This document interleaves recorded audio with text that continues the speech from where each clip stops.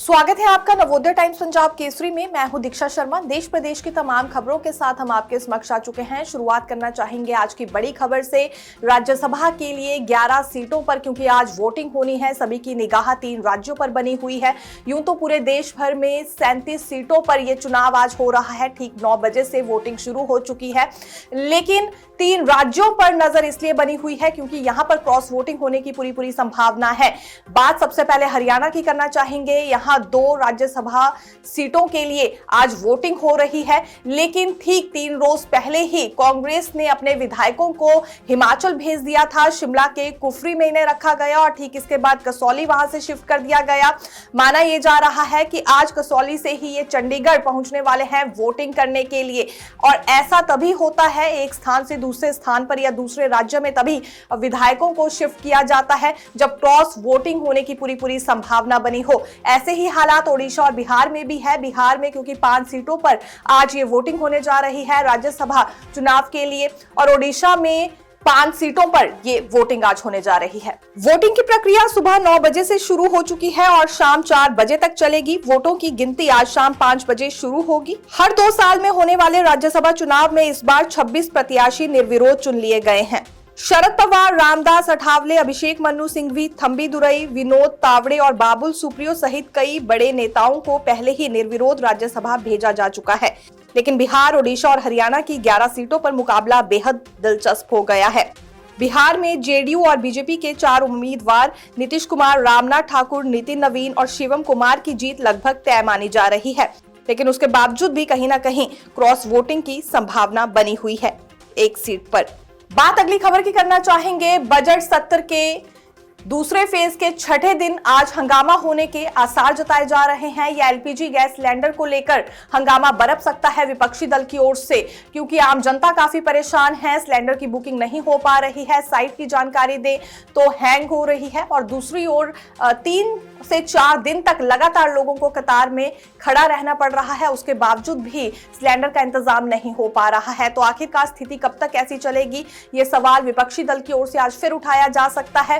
हालांकि इससे पहले सरकार यह हवाला दे चुकी है कि बाकी देशों की तुलना में भारत देश में इतना ज्यादा संकट अभी नहीं गहराया है। यहां पर वैकल्पिक इंतजाम कर दिए गए हैं और 48 लीटर 1000 केरोसिन का इंतजाम करने की बात हो रही है सरकार की ओर से।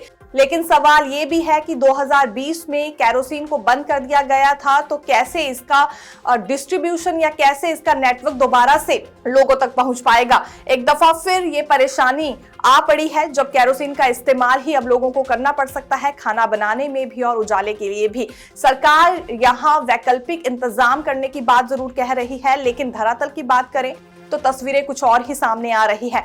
आज क्या रणनीति तैयार की जाती है विपक्ष की ओर से और कैसे सत्ता पक्ष का वो घेराव करता है या सत्ता पक्ष कैसे निरुत्तर करता है विपक्ष को, देखना काफी ज्यादा रोचक रहने वाला है। कुछ रोज पहले केंद्रीय वित्त मंत्री निर्मला सीतारमण की ओर से बयान ये दिया गया था कि ये काफी गंभीर स्थिति चल रही है। दूसरे देशों में जो तनावपूर्ण माहौल बना है उस वजह से भारत में भी इस तरह की स्थिति बनी है। यहाँ कंधे से कंधा मिलाकर विपक्ष को सत्ता पक्ष के साथ चलना चाहिए, लेकिन वो अपनी जिम्मेदारी से पीछे हटते हुए दहशत फैलाने का मौका नहीं छोड़ रहा है देश में। जम्मू कश्मीर के उरी में घुसपैठ की कोशिश नाकाम हुई है दुश्मन देश की। दरअसल ये पाकिस्तानी आतंकी था जो बुरी तरह से मारा गया है। भारतीय सेना ने जैसे ही देखा कि एलओसी के पास कुछ हलचल हो रही है, उसी वक्त ज्वाइंट ऑपरेशन शुरू किया गया और इसी ऑपरेशन के दौरान ये पाकिस्तानी आतंकी मारा गया है। कश्मीर के बारामूला जिले के उरी सेक्टर में ऑपरेशन DIGGI 2 के दौरान एक पाकिस्तानी आतंकवादी मारा गया। यह कार्रवाई तब हुई जब भारतीय सेना के जवानों ने नियंत्रण रेखा यानी एलओसी के पास कुछ हलचल देखी थी। इसके बाद सेना और जम्मू कश्मीर पुलिस की ओर से एक ऑपरेशन चलाया गया और ऑपरेशन सक्सेसफुल हुआ, क्योंकि इसी दौरान ये आतंकवादी ढेर हुआ है। सेना ने आतंकवादी से राइफल, गोला बारूद बरामद किया है। पश्चिम बंगाल समेत 5 राज्यों में चुनाव की तारीखों का ऐलान हो चुका है। दरअसल दोनों राजनीतिक दलों की ओर से पहले ही मैदानी स्तर पर रणनीति तैयार कर ली गई थी और काफी हलचल भी हमें पॉलिटिकल सिनेरियो में इस दौरान देखने के लिए इन 5 राज्यों में मिल रही थी। लेकिन अब चुनावी तारीखों का ऐलान हो चुका है और बताया ये जा रहा है कि मई में रिजल्ट भी घोषित हो जाएगा। चुनाव आयोग ने असम, केरल, पुडुचेरी, तमिलनाडु और पश्चिम बंगाल के विधानसभा चुनाव का ऐलान कर दिया। बंगाल में 2 फेज में 23 और 29 अप्रैल को वोटिंग होगी। तमिलनाडु, केरल, असम और पुडुचेरी में सिंगल फेज में चुनाव होंगे। 5 राज्यों का रिजल्ट 4 मई को आएगा। 5 राज्यों की 824 सीटों पर चुनाव होने जा रहा है। मुख्य चुनाव आयुक्त की ओर से जानकारी ये दी गई है कि 5 राज्यों में 17 करोड़ मतदाता हैं। यहाँ 824 सीटों पर चुनाव होने हैं। इन राज्यों में रविवार से ही आचार संहिता लागू हो गई है। 2021 में इन सभी 5 राज्यों के चुनाव का ऐलान 26 फरवरी को किया गया था। देखते रहिए नवोदय टाइम्स पंजाब केसरी। मैं दीक्षा शर्मा, धन्यवाद।